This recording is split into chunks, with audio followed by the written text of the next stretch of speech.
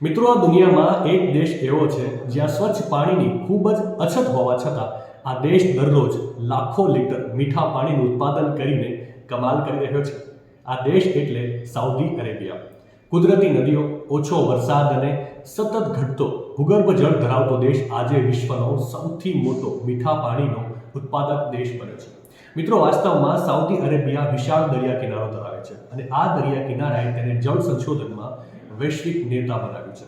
અહીંયા વિશાળ ફેક્ટરી જેવા વોટર ફિલ્ટર પ્લાન્ટ્સ 24 કલાક કાર્યરત છે, જે અબજો લીટર દરિયાઈ પાણીને ફિલ્ટર કરે છે અને બાદમાં તેને લોકો માટે પીવાલાયક બનાવે છે.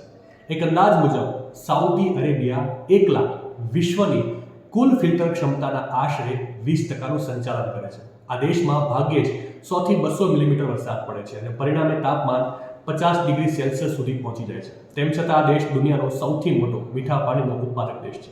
માહિતી સારી લાગી હોય તો રીલને વધારે શેર કરજો અને આવી જ અવનવી માહિતી માટે સંદેશ ડિજિટલ સાથે જોડાયેલા રહેજો.